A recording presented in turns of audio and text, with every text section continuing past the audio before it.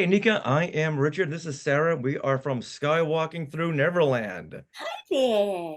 Hi. Well, we are so excited. Asajj Ventress's voice is so iconic. So we really want to know, what do you do physically or mentally to prep for her voice? And any specific as possible would be great. I was like, specifically nothing. No,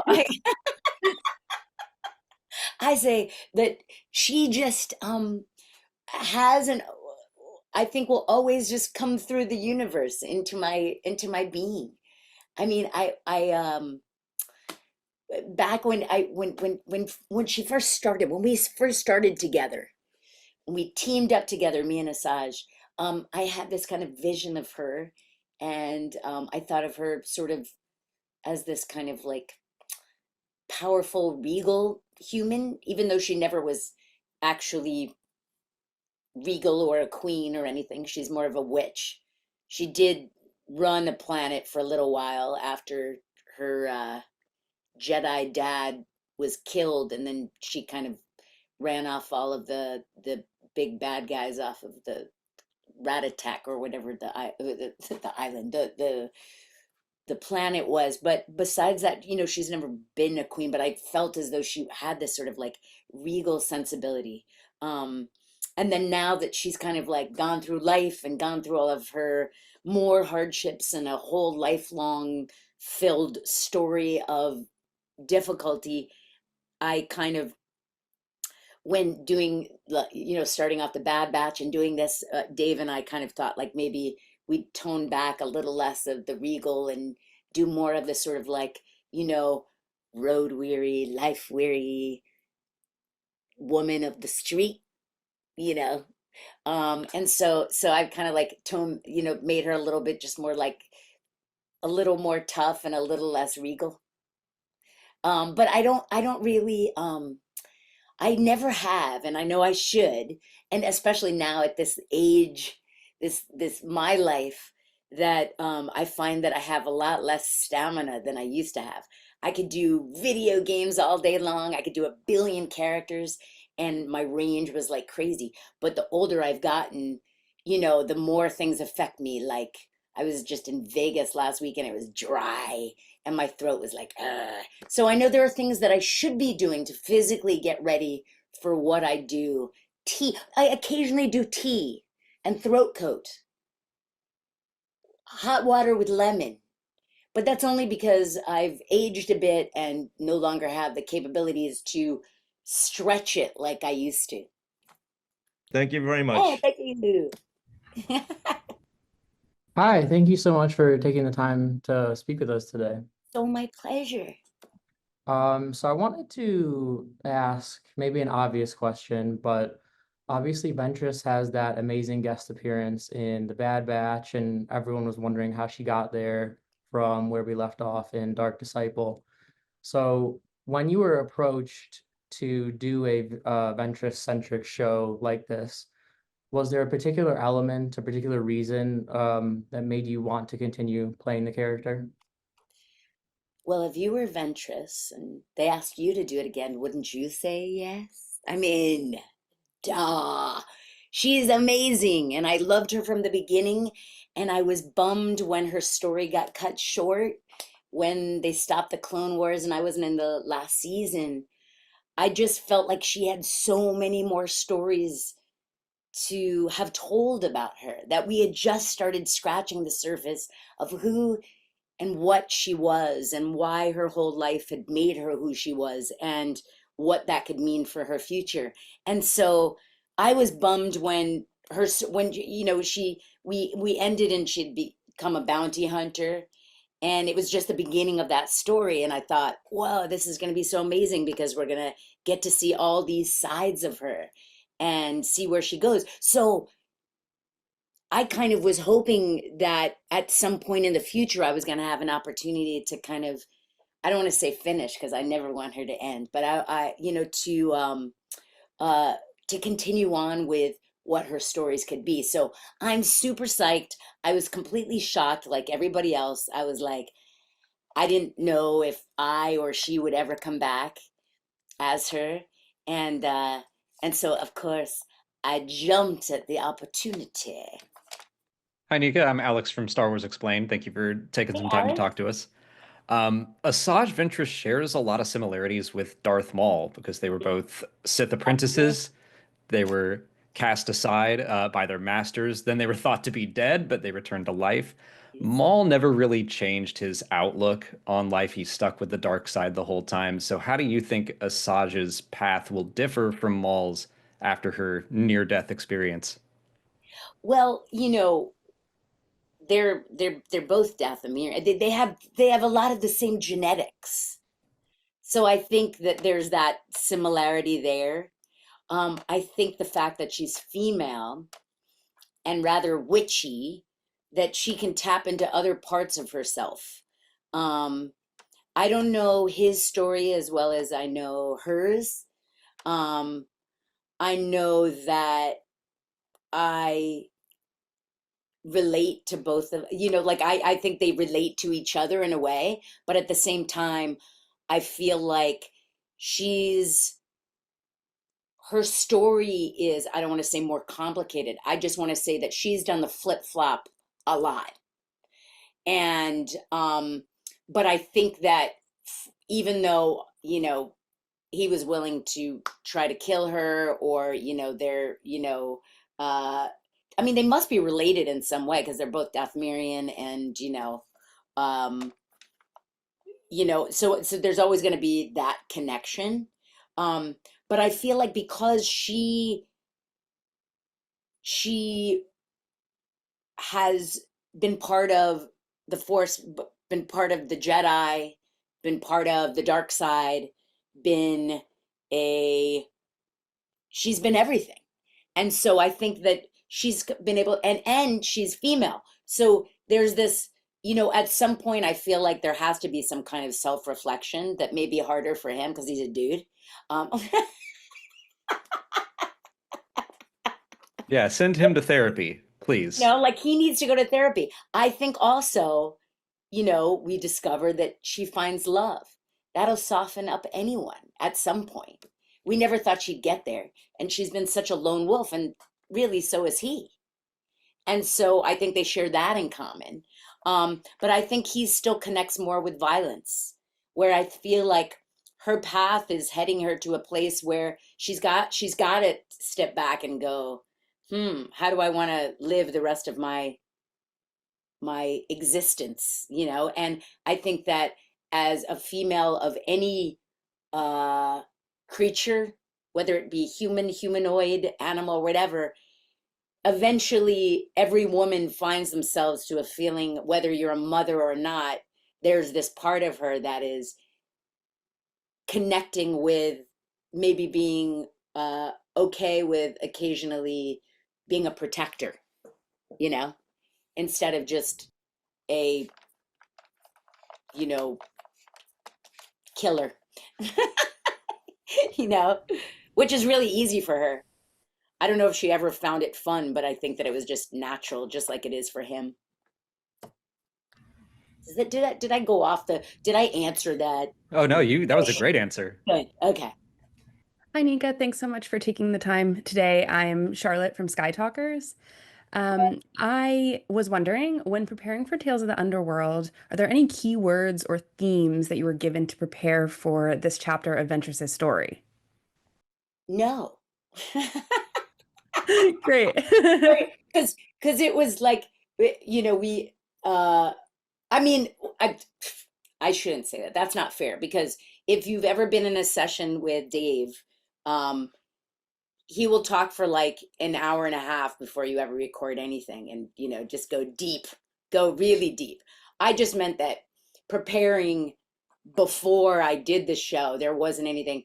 You know, I think that we talked a lot about what it would have been, what this portion of time where we don't see her, where we haven't seen her, what would have happened in that time period? What would she have become?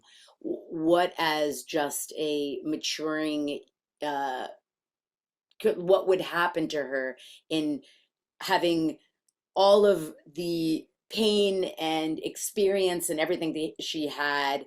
What would she now be this many years later. And we talked a lot about, that stuff. So, but, at the session. So I didn't really have time to prepare because I don't even know if there is any preparing. When you become a character, in anything that you're doing as an actor person, um, she had been me and I'd been her for so long, even though there had been this thing that she was already a part of me. So I feel like I don't really have to think anything. We could talk about it a lot, but I already feel her. And I did from the beginning of when I did her. And I think maybe that's why they let me portray her, because I was like, this is how I feel she would be. And then as we went along the whole Clone Wars journey, we became more and more, we became one. And so that, you know, pre- preparing, if you become that character, then you just feel that character. And that's how I feel with her. And I feel like, as I was going through the Clone Wars, I was getting to know her more. And then I just felt her and still feel her. Yeah. Hey, Nika, thanks for taking the time to chat with us. William Dever from the Canon Podcast. Tales of the Jedi, or Tales series, tend to spend a bit of time with each character's past, their present and future. Without spoiling anything, which of the 3 episodes were you most excited to explore beforehand? And afterward, which ones turned out to be your favorite ultimately? Well, I still haven't seen it. Oh, okay. Keeping you in suspense. I can't tell you which is my favorite yet. And so I can say the whole experience was incredible. Also, just because, I get to work with a new fun buddy who, you will meet, and who, what I loved about it was I kind of felt like here's an opportunity for Asajj to, you know, protect and care in a way that she hasn't yet. And so it's like it's like a buddy movie, and it's without giving away stuff. I think that she's been running and running and running through her life, and now she must be forced to connect with this part of her that is that see, I keep wanting to say motherly because that's kind of how I felt when I was doing it. But then that makes her, seem way softer than she is. Let's just say she doesn't like the fact that she has to learn how to care. Maybe it makes her uncomfortable. But I enjoy that tug and pull with her. I think that's what makes her the most interesting of characters. And so I think that I love this exploration into this place where anytime she's put into an uncomfortable situation, which is basically this little short series, is very uncomfortable for her because she's got to tap into the softness in herself, let's just say. And I enjoyed that tug and pull. Thanks for taking the time to do this, and Brian from the Full of Sith podcast. You have had a storied career doing lots of characters over lots of voice acting projects, and I'm wondering what it is about Asajj that makes her unique and special to you personally. Like, what is it that you connect with Asajj about that makes her special and worth coming back to? Well, I think anybody given the opportunity to be in the Star Wars universe would jump at it. That's number one, is that I get to work with like incredible other actors. And of course, that I lucked out. I scored big when I started with Dave back, so many years ago, to work with someone who's such a genius, but also such an incredible nerd himself, who's so into it, just like everybody else. You know what I mean? That it means that it's his whole life and his whole heart. So to work with somebody of that caliber, of that care, of that devotion, is unlike any of the projects that I've done in my whatever 30 something year career, whatever. The other thing is this, is that like I play a lot of very different characters in my other shows, whether it's kids little creatures or funny or silly or whatever. A lot of stuff. That's what I've done a lot of in my career. I guess besides video games, it's been a rare moment where I've gotten to explore this character that is this multi-layered and who comes from a whole universe, where the stories are, infinite. Everything else I do, although with the exception of I do the show Loud House, which is a kid show, and the character couldn't be more opposite. Luna Loud, she's this rocker chick who's a young teenager, and we've been doing that for 10 years, or 10 seasons, I should say. But besides that, pretty much every show that I've ever done maybe lasts like 2 seasons, 3 seasons at most. So you never get to explore in a way that you get to explore in this realm, where and also in a world in which everybody involved is so into it. And I think that's the most special thing about being part of this world, and that